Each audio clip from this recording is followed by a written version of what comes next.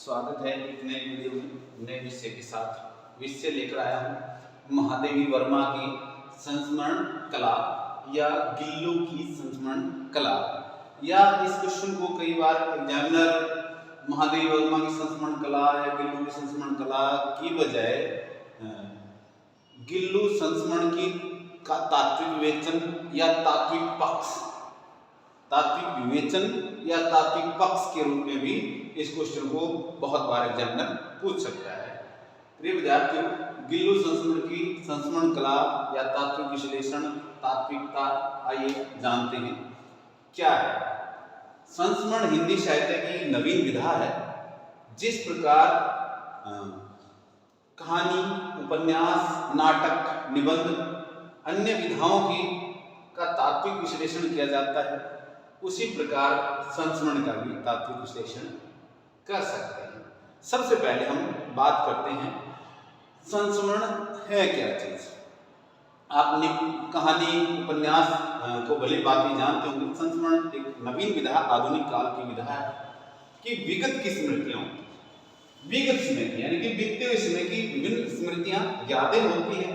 वो यादें किससे संबंधित होती है? किसी व्यक्ति से, किसी घटना से, किसी पशु, किसी पक्षी, किसी वस्तु, भाव या स्थान आदि से वो जुड़ी होती है।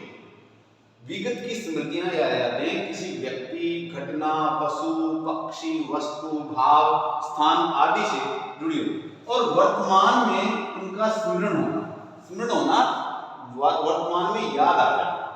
यानी कि विगत की है, बीते हुए समय की, और वर्तमान में वो याद आ जाता है। और याद कैसे याद होता है? ठीक जिस प्रकार हमारे हृदय में जो स्थायी भाव है और स्थायी भाव विद्यमान है, जैसे कि भरत मुनि ने अपने नाट्य शास्त्र में 9 रसों का उल्लेख किया और उन्होंने जो रस का जो अध्याय जो प्रस्तुत किया है कि वो रस का अनुभव किसी कारणवश जागृत होता है हमारे हृदय में। स्थायी रूप से तो विद्यमान है, लेकिन कोई कारण बनता है तब वो रस का अनुभव हम कर पाते। ठीक उसी प्रकार जिस प्रकार रस का अनुभव करते, ठीक उसी प्रकार विगत की स्मृति यानी विगत की कोई याद होती है, उस किसी कारण वो ताजा हो जाती है, किसी कारण वो ताजा हो जाती है और वर्तमान बोध पर यानी कि आज के समय की, जिस समय संस्मरण लिख रहा है उस समय को वर्तमान बोध कहेंगे। और विगत स्मरण को यानी विगत की याद को लिखना संस्मरण कहलाता है।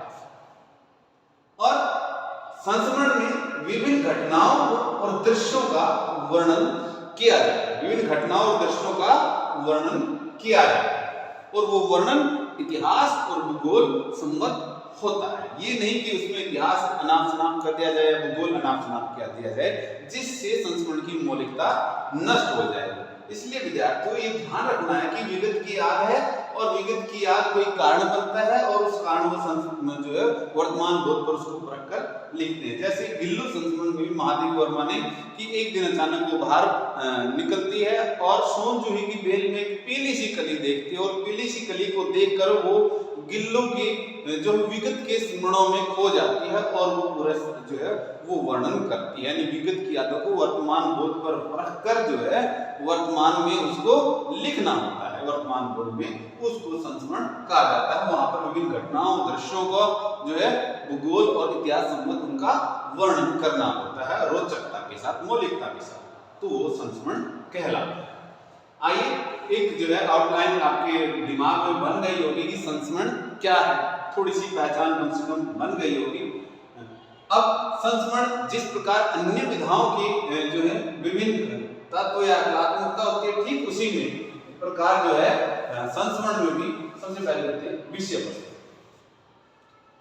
कोई भी संस्मरण लेखक है वो विभिन्न प्रकार की विषय वस्तु, विभिन्न प्रकार की जो है स्मृतियां वर्तमान बोध पर परख कर जो है लिखता है और उसमें इतिहास, भूगोल आदि को ध्यान में रखता है।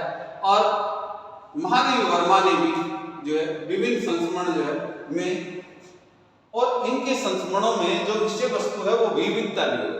और उनकी संस्मरणों में विविधता का कारण है कि वो मानवीय जीवन और मानवेतर जो लघु प्राणियों, उपेक्षित प्राणी है, उनका वर्णन अपने संस्मरणों में ये करते हैं। और इनके संस्मरणों में विभिन्न तरह के लोग दिखाई पड़ते हैं जो बिल्कुल अन्य साहित्य की अन्य विधाओं के जो पात्रों से बिल्कुल अलग हैं। तो वो जो है जैसे पशु पक्षियों, जानवरों, घटनाओं को प्रस्तुत किया गया है। उनमें जो है पहाड़ी लक्ष्मण, भक्ति, बिट्टो, मागड़ी, बहू, मुंगिया, सदिया, किस्सा, माँ, गोरा, सोना, गिल्लू, नीलू, ये विभिन्न जो है पात्र हैं। और गोरा गाय के ऊपर है, सोना हिरनी के ऊपर है, गिल्लू बिलारी के ऊपर है, नीलू कुत्ते के ऊपर संस्मरण है।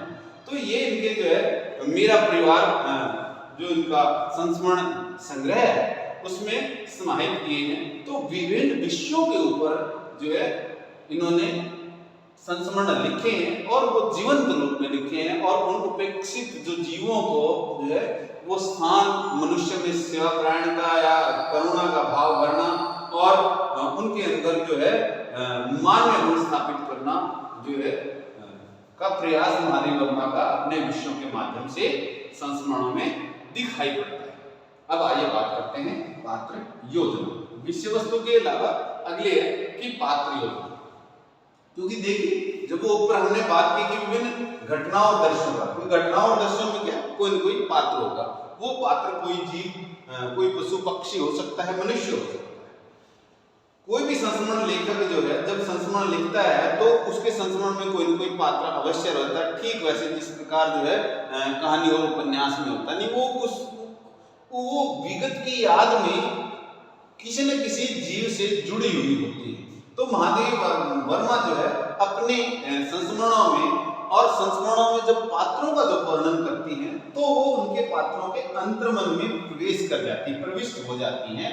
प्रविष्ट होने का अर्थ है प्रवेश करते हैं, यानी कि उनके चरित्रों में इस प्रकार सामंजस्य बिठाती हैं। वो ऐसे सामंजस्य स्थापित करती हैं, सामंजस्य यानी समन्वय ऐसे स्थापित करते हैं कि पात्रों के आंतरिक और बाह्य गुणों की पात्र यानी पात्र चाहे वो पशु है या पक्षी है, पक्षी के भी अंतर्मन को, पशु के भी अंतर्मन को, बाह्य जो बाह्य गुण होते हैं उनको समझती है, अच्छी प्रकार से समझती है।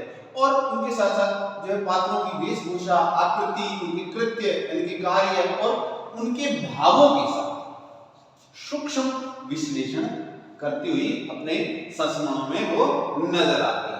जैसे गिल्लू में जो है उन्होंने वर्णन किया है, गिल्लू संस्मरण में गिल्लू के पात्र का कि 3-4 माह कि बीमार सा छोटा सा बच्चा था गिलहरी का, और वो उसका जो इलाज किया पेनिसिलिन और कॉटन से इत्यादि से, और धीरे धीरे पानी पिलाया, धीरे धीरे वो जो है थोड़ा सा वो चोटों से उभरने लगा। और उसके बाद का वर्णन करती है महादेव वर्मा कि 3-4 माह में उसके स्निग्ध रोए, स्निग्ध होता है कोमल, सौम्य, स्निग्ध रोए यानी कि जो बाल आते हैं, रोए आते हैं गिलहरी के बच्चे के शरीर पे, स्निग्ध रोए, जब्बेदार पूंछ और चंचल चमकीली आंखें जो है वो चमकती रहती है, सबको विस्मित करने लगी थी, यानी सबको अपनी ओर आकर्षित करने लगी थी।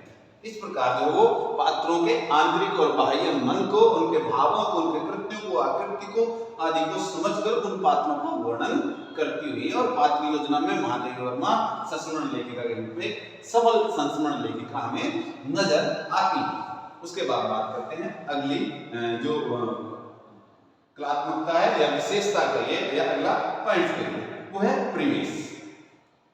संस्मरण लेखक को ये ध्यान रखना होता है कि अपने संस्मरण को मौलिकता और स्वाभाविकता का बोध करवाने के लिए, ताकि संस्मरण जो है मौलिक लगे, स्वाभाविक लगे, ये नहीं लगे कि ये तो अनाप शनाप कोई बात की जा रही है, नहीं, उसमें मौलिकता, स्वाभाविकता जो है लगने के लिए, यानी वास्तविक लगने के लिए, वास्तविक दिखाने के लिए, वास्तविकता का बोध कराने के लिए परिवेश का महत्वपूर्ण स्थान होता है। परिवेश जो है उसको संस्मरण लेखक को क्या करना होता है कि विगत परिवेश वो बीतते हुए समय के परिवेश को वर्तमान बोध से जो है समझता है और वर्तमान परिवेश में डालने का प्रयास वो करता है, यानी कि विगत का परिवेश और वर्तमान परिवेश में उसको समझने का प्रयास जो है करता है। ये कार्य करना बड़ा दुष्कर होता है, लेकिन महादेवी वर्मा ने क्या किया है, स्थान, घटना और दृश्यों आदि का जीवंत रूप में प्रस्तुत किया है। कि जो महादेव वर्मा ने अपने संस्मरणों में स्थान बताए हैं, घटनाएं और दृश्य बताए हैं, उनको जीवंत रूप में प्रस्तुत करके और इतिहास और भूगोल आदि का, ये भी महत्वपूर्ण बात है कि संस्मरण लेखन को इतिहास और भूगोल का भी ध्यान रखना होता है, और इनका ध्यान रखते हुए महादेव वर्मा ने परिवेश का वर्णन किया, और वो भी परिवेश का जीवंत वर्णन अपने संस्मरणों में महादेव वर्मा करते हुए प्रतीत होती है। उसके बाद है सांकेतिकता। अगला पॉइंट बनता है सांकेतिकता। अब सांकेतिकता में कि संस्मरण में अनावश्यक विस्तार की आवश्यकता नहीं है, यानी आवश्यक विस्तार नहीं चलता है या आवश्यक विस्तार किया ही नहीं जा सकता है। किसी प्रकार से इस बात को समझ लीजिए, या अनावश्यक विस्तार रुचिकर नहीं लगता, रोचक नहीं लगता। ऐसे समय अब विगत के स्मरणों को, विगत की स्मृतियों को प्रस्तुत करना है, अनावश्यक विस्तार हो भी सकता है, लेकिन इस अनावश्यक विस्तार से बचने के लिए संस्मरण लेखक को विभिन्न घटनाओं, दृश्यों, पात्रों और पात्रों के मनोभावों, मनोवृत्तियों को वर्णन करने के लिए, पात्रों के मनोभावों को और मनोवृत्तियों को वर्णन करने के लिए मर्यादित तरीके से, कि लोक लज्जा या बहुत सारी ऐसी बात होती हैं जो खुलकर नहीं की जा सकती, जिसमें एक जो है शब्दों का या भाषा का वो मर्यादित तरीके से प्रस्तुत करना होता है। तो यहाँ मर्यादित तरीके से जो है संस्मरण लेखक संकेतों का सहारा लेता है। तो ऐसे में महादेव वर्मा ने भी बहुत सारी जगह अनावश्यक विस्तार से बचने के लिए और जो है संकेतों का सहारा लिया है, जिसके कारण वो अनावश्यक विस्तार से बच गई है और जिसके कारण संस्मरण जीवंत और मौलिक बनते हुए नजर आते हैं। एक जगह पर जो है वर्णन आता है कि गिल्लू जब वयस्क हो गया और वो बहुत बार इंतजार में रहता था कि कभी दरवाजे की जाली खुलेगी, और जैसे दरवाजे की जाली खुलती वो बाहर जो है उनके समवयस्क गिलहरियों के साथ उछलता कूदता सारा दिन उनका नेता बनकर उनके साथ जो है घूमता, और शाम के 4 बजे आकर फिर जो है वो डलिया में यानी कि अपने घर में बैठ जाता, यानी कि वो युवावस्था में अपनी युवावस्था समवयस्क साथी उसको चाहिए। इस बात को जो है संकेतों के सारे महादेव वर्मा ने बड़े जो है मर्यादित तरीके से गिल्लू संस्मरण में प्रस्तुत कर दिया। अब अगली जो विशेषता होती है संस्मरण की वो है संवेदनशीलता। संवेदनशीलता की विभिन्न संस्मरण लेखक को देखिए, जो ऊपर बातें कही है, किसी व्यक्ति, घटना, पशु, पक्षी, वस्तु, भाव या स्थान, इन सभी संस्मरण लेखक को जो है अपनी संवेदना किसी व्यक्ति से, घटना से, पशु, पक्षी, वस्तु, भाव इत्यादि से जोड़नी होती है और उनको वर्तमान बोध के आधार पर परख कर इस प्रकार प्रस्तुत करना होता है कि उसमें जो है स्वाभाविकता और भावात्मकता के साथ जो है उसमें मानवीय करुणा, मानवीय भाव या मानवतावाद दिखाई पड़ना चाहिए, और मानवीय जो संवेदनाएं होती हैं उन मानवीय संवेदनाओं को प्रस्तुत करके वो आत्मसंतुष्टि संस्मरण लेखक प्राप्त करता है और पाठक वर्ग में भी जो है वो करुणा और वो भाव जागृत करने का प्रयास करता है। और महादेव वर्मा इस कार्य में जो है सफल संस्मरण लेखिका नजर आती है। वो एक उनकी जो संवेदना गिल्लू के प्रति जो प्रकट करती कहती हैं गिल्लू संस्मरण में कि गिल्लू के पंजे, गिलहरी के जो आयु होती है वो 2 वर्ष के आसपास होती है, और 2 वर्ष के बाद जो है उसका जो खून होता है वो ठंडा पड़ने लग जाता है, और गिल्लू का भी ये समय आया कि वो 2 वर्ष की आयु के बाद जो है वो अब उनका जो है जाने का समय हो गया है, और प्रकृति के अनुसार उसकी आयु जो है वो समाप्त होने वाली थी, और ऐसे समय में गिल्लू के पंजे जो है ठंडे पड़ने लगे, और महादेव वर्मा आगे कहते हैं कि मैंने हीटर जगाकर उसे उष्णता गर्मी देने का प्रयास किया, किंतु प्रभात की प्रथम किरण, सुबह के प्रथम किरण के स्पर्श के साथ किसी और जीवन में जागने के लिए सो गया, मतलब वो मृत्यु को प्राप्त हो गया। यहाँ मृत्यु शब्द भी नहीं लिखा है या निधन भी नहीं लिखा है, इसलिए उन्होंने कहा कि किसी और जने। भारतीय संस्कृति में जो संवेदनात्मकता के जो भाव है वो भाव यहाँ पर इस वाक्य के माध्यम से महादेव वर्मा ने प्रकट किया। उसके बाद है अगला पॉइंट बनता है उद्देश्य। जिस प्रकार कहानी, उपन्यास, निबंध, नाटक का भी कोई उद्देश्य होता है, इसी प्रकार संस्मरण का भी अपना उद्देश्य होता है। संस्मरण लेखक जो है सबसे पहले तो पाठक की ज्ञान वृद्धि करना चाहता है विगत की यादों की, क्योंकि वो विगत की विशिष्ट यादें होती हैं और इसीलिए वो वर्तमान बोध पर परखकर उनको जो है संस्मरण के रूप में ढालता है। और वो सबसे पहले उसकी ज्ञान वृद्धि और उसके साथ है वो पाठक का मनोरंजन करना चाहता है, और पाठक के मनोरंजन के साथ साथ जो है पाठक में लोक कल्याण के भाव जागृत करना और पाठक के अंदर जो है मानवीय गुणों को जागृत करना और पाठक में सेवा भाव, करुणा को जागृत करना, और ये संस्मरण लेखक का उद्देश्य रहता है। उसके बाद बात करते हैं गिल्लू संस्मरण में महादेव वर्मा की भाषा। महादेव वर्मा ने शुद्ध साहित्यिक भाषा का प्रयोग किया, जो कि हिंदी कही जा सकती है। उसके साथ साथ जो है संस्कृत निज शब्दावली का प्रयोग उनकी भाषा में, और उनकी भाषा जो है शुद्ध साहित्यिक भाषा हमें नजर आती है। और गिल्लू संस्मरण में जो है भावात्मक और काव्यात्मक भाषा और विषय अनुकूलता नजर आती है। और इसकी जो है अगर शैली की बात करें तो वर्णन, विश्लेषण और विवरणात्मक शैली के साथ साथ आत्मकथात्मक शैली, क्योंकि महादेवी वर्मा शुंभ इसमें एक पात्र के रूप में वो दिखाई पड़ती हैं गिल्लू की, इसलिए आत्मकथात्मक शैली भी है। वर्णन, विश्लेषण, भावात्मक शैली के साथ साथ आत्मकथात्मक शैली भी गिल्लू संस्मरण में नजर आती है। इस प्रकार इस छोटे से व्याख्यान के माध्यम से प्रिय विद्यार्थियों महादेवी वर्मा की संस्मरण कला या गिल्लू की संस्मरण कला या गिल्लू का तात्विक विश्लेषण या गिल्लू का तात्विक पक्ष हम अच्छी प्रकार से समझ सकते हैं। आप सभी का धन्यवाद।